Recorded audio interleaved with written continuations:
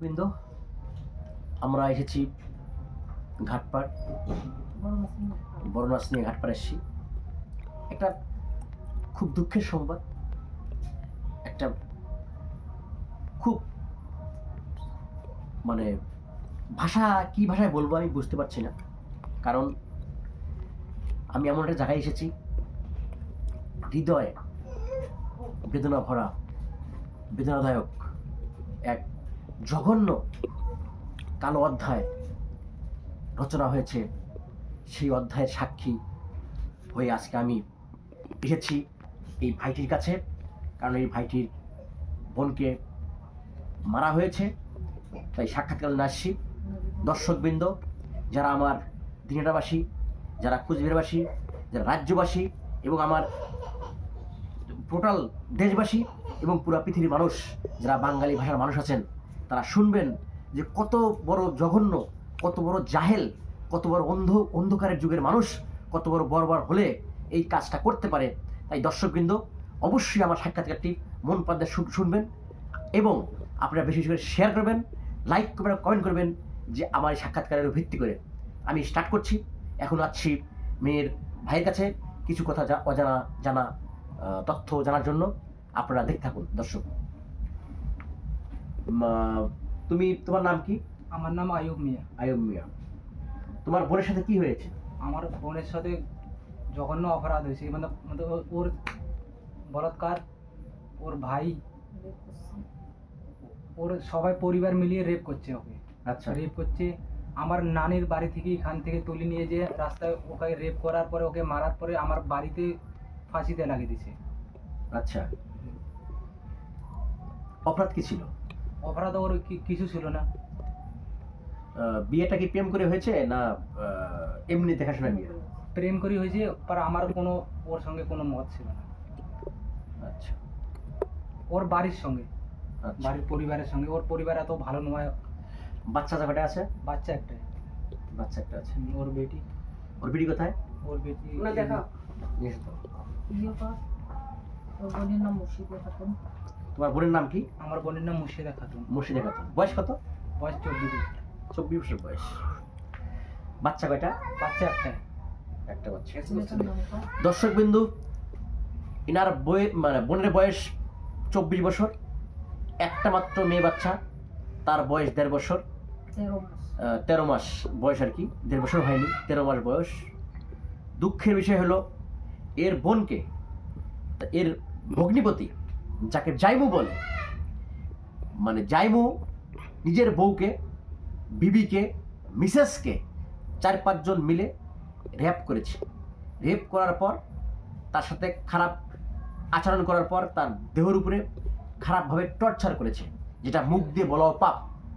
তাই আমি সাক্ষাৎকার নেওয়ার জন্য, সেই জন্য দর্শকবৃন্দ, যারা দিনহাটাবাসী আছেন, আনাচে কানাচে, যারা দিনমজুরি করে খান, যারা চাকরি করে খান, যারা দোকানদারি করেন, সমস্ত জাতি ধর্ম বর্ণ নির্বিশেষে একটা আওয়াজ তুলুন যে যেভাবে একটা বউকে মেরেছে, যেভাবে একটা মেয়েকে হত্যা করেছে। একটা মেয়ে মানুষ পৃথিবীতে সবচেয়ে অসহায়। তারা আপন লোককে ছেড়ে অন্যর ঘরে গিয়ে পরকে আপন করে নেয়, কারণ বিশ্বাসের উপরে। সেই বিশ্বাস তো রাখতেই পারেনি, সেই বিশ্বাস ভেঙে তছনছ করে দিয়ে একটা সোনার সংসারকে নষ্ট করে নিজের বউকে ধর্ষণ করেছে। এই জীবনে প্রথম শুনলাম আমি, আমার এইটুকু বয়সে। আপনারা জীবনে শুনেছেন কি আমি জানি না, তবে আমার ওমর ফারুক ব্যাপারী চ্যানেলের মাধ্যমে আপনাদের কাছে এটা ছড়িয়ে দিতে চাই এবং প্রত্যেকটা জায়গায় পৌঁছে দিতে চাই যে আপনারা এটা দেখুন এবং আওয়াজ তুলুন, যেন কোনো দোষী এখান থেকে ছাড় না পায়। পাশাপাশি আমি দিনহাটা যে প্রশাসন আছে, কুচবিহারের যে প্রশাসন আছে, আমার দিনহাটার আইসি বাবু, উনি খুব ভালো মানুষ, উনি দ্রুত এটাকে হ্যান্ডেল করেছেন, আমাদের ভালো লেগেছে। কুচবিহারের প্রশাসনে যারা আছেন তারাও এখানে ইনভলভ আছেন।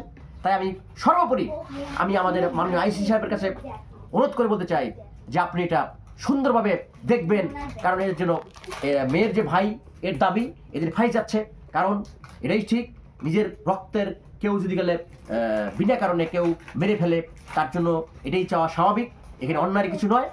আমি দর্শকবৃন্দ আপনাদের সামনে এখন প্রেজেন্ট করছি সেই যে দুঃখী চলে গিয়েছে পৃথিবী ছেড়ে, যে দুঃখীর গর্বে ছিল সুন্দর ফুটফুটে বাচ্চা, সেই বাচ্চাকে ছেড়ে পরপারে তাকে পাঠিয়ে দেওয়া হয়েছে, নির্মমভাবে তাকে হত্যা করা হয়েছে। তো যে হত্যা করেছে সে ধরা পড়েছে, সে জেলে আছে। এবং যে শিশু বাচ্চাটা আছে, ফুটফুটে শিশু, 13 মাসের বয়স, সে ভাত খেতে পারে না, মায়ের দুধ খায়। কিন্তু দুঃখের বিষয়, এই বাচ্চাকে কিভাবে মানুষ করবে আমাদের বুঝে আসে না। দর্শকবৃন্দ, আপনারা আশীর্বাদ করবেন যেন বাচ্চাটা মানুষ হতে পারে, এবং পাশাপাশি আপনারা আওয়াজ তোলেন যেন এর বিশাল সাজা হয়, এবং কঠিন যেন আমরা দেখতে পাই চোখের সামনে যে অন্যায় করেছে তার সাজা সে পেয়েছে।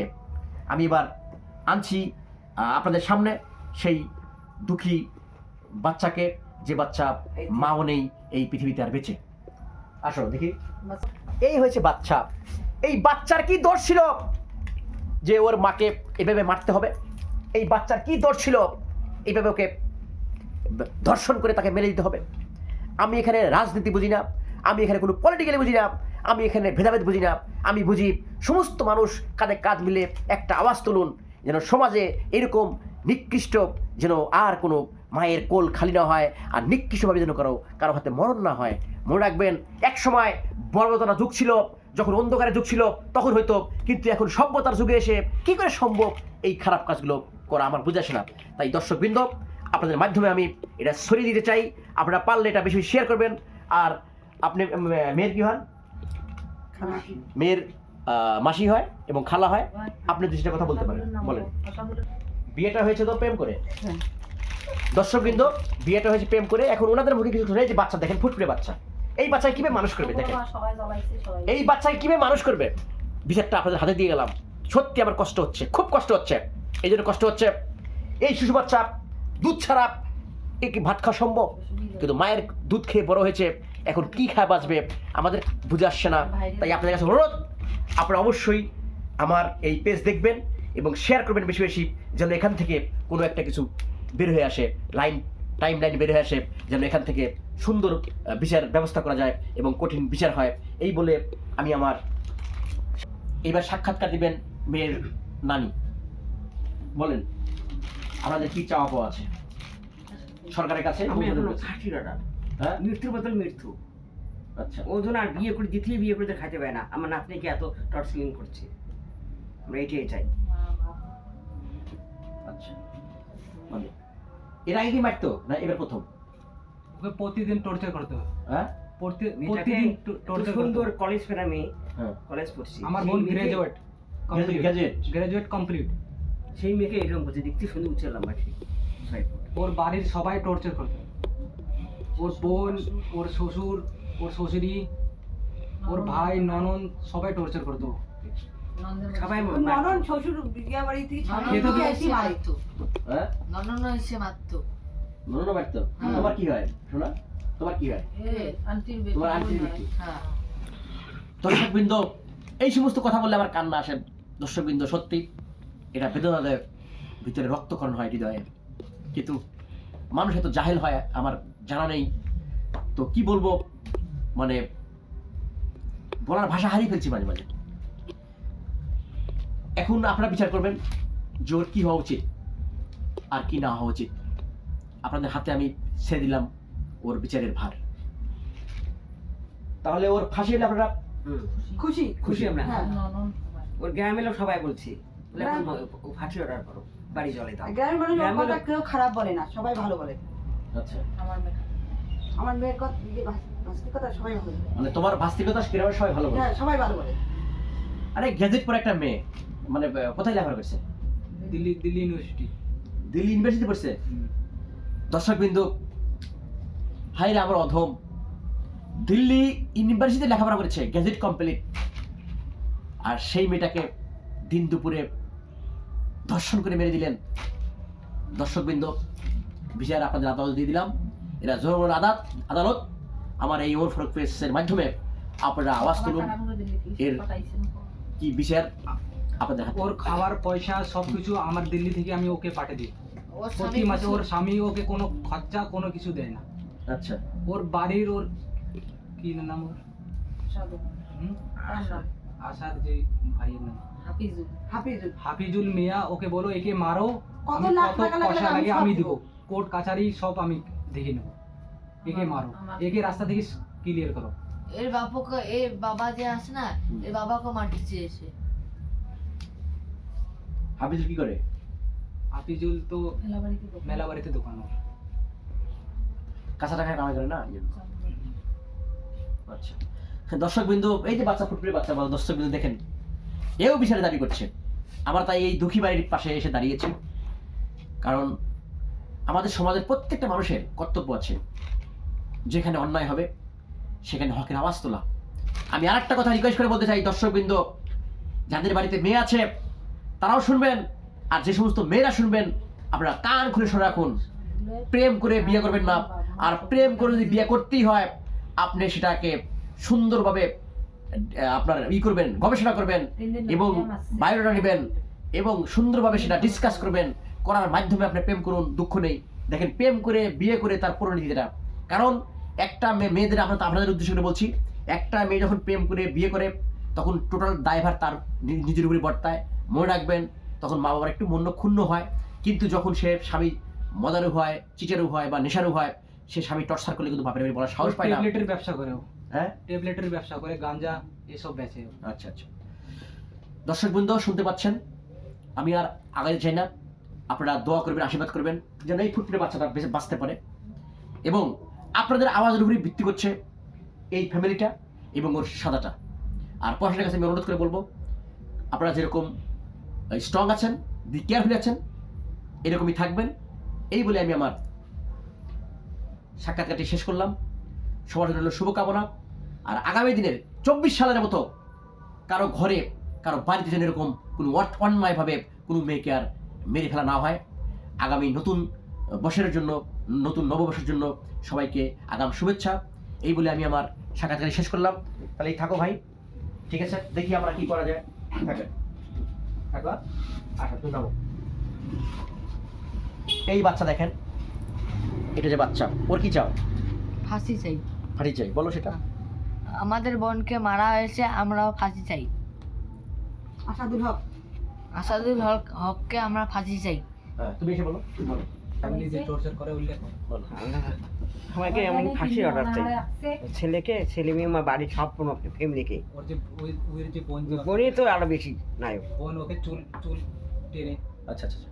ওকে মারে। ঠিক আছে। কয় খাবারে ফাঁসির অর্ডার চাই, মৃত্যু বদল মৃত্যু। আমরা এত সুন্দর নাতনিকে আত্মহত্যা করছি, আমি তো এখন জ্ঞান হারা হয়ে গেছি, খালি এখন এক ছেলে। আর দর্শকবৃন্দ, এটা অ্যাকচুয়ালি মেয়ের যে মা, উনি এখন অসুস্থ আছেন, হাসপাতালে শুয়ে আছেন। এটা হয়েছে মেয়ের নানি, আর এটা হচ্ছে মেয়ের ভাস্তা, মানে ভাই, ভাই, মেয়ের ভাই, ছোট ভাই মেয়ের, ওটাও মেয়ের ভাই। তাহলে চিন্তা করেন, এত বড় জঘন্য অপরাধ পৃথিবীর মানুষ এখনো করতে পারে, আমাদের পুজো আসে না। তাই প্লিজ সবাই আওয়াজ তুলুন যেন এর সঠিক বিচার হয়। এই দেখেন বাচ্চাটা, এই বাচ্চা দেখতে পাচ্ছেন আপনারা দর্শকবৃন্দ, এই সেই বাচ্চা, যে বাচ্চাকে দেখলে মনে কষ্ট হয়। আপনাদের কষ্ট হবে না? বাচ্চাকে আটকানো যায় না, বাচ্চাকে আটকানো যাচ্ছে না। দর্শকরা বিচার আপনি করবেন, আপনাদের আদালতে আমি বিচার দিয়ে গেলাম আমার ওমর ফারুক ব্যাপারী চ্যানেলের মাধ্যমে। দেখতে পাচ্ছেন, এই সেই বাচ্চা, এই সেই বাচ্চা, এই সেই বাচ্চা। ওর বাপ একে মারে, তাই না? ওর বাপ আমাদের বাচ্চা ওর বাবার ঘর যায় না। অমানুষ। ও কি বুনু কি কি? ঠিক আছে দর্শকবৃন্দ, এবং আমার কুচবিহারের আমার পুলিশ প্রশাসনের কাছে আমার অনুরোধ, আপনারা যেভাবে হ্যান্ডেল করেছেন তাতে আমরা খুশি এবং এই বাড়ির লোক খুশি। পাশাপাশি আমাদের দিনহাটার যে আইসি সাহেব আছেন, মদক বাবু, আপনার নেতৃত্বে খুব দ্রুত আসামিকে পাঠিয়েছেন এবং আপনি যেভাবে তৎপরতার সহিত এটা দেখছেন, আমরা দোয়া রাখি এবং আশা রাখি আপনার প্রতি দোয়া হলো আপনি সুস্থ থাকেন, আর আশা রাখি আপনি যেভাবে হ্যান্ডেল করছেন স্টিল নাও আপনি এইভাবে স্ট্রং থেকে এটা হ্যান্ডেল করবেন, যেন অসহায় মানুষগুলো ইনসাফ পায়, অন্যায় হয়েছে সেই অন্যায়ের জন্য ইনসাফ পায়। আর কুচবিহার প্রশাসনের কাছে বলবো, আপনারাও কুচবিহার থেকে এসেছিলেন, যেভাবে হেল্প করেছেন, এরকম আমরা খুশি প্রশাসনের কাজ দেখে। তাই প্রত্যেকটা মানুষ, আমরা এখানে প্রশাসন যেভাবে কাজ করেছে প্রত্যেকটা জায়গায় এরকম কাজ করুক এবং প্রত্যেকটা প্রশাসনের ভাই সুস্থ থাকুক এবং ভালো থাকুক, এটা আমি সৃষ্টিকর্তাকে প্রার্থনা করে আমি আমার ছোট্ট শেষ করছি।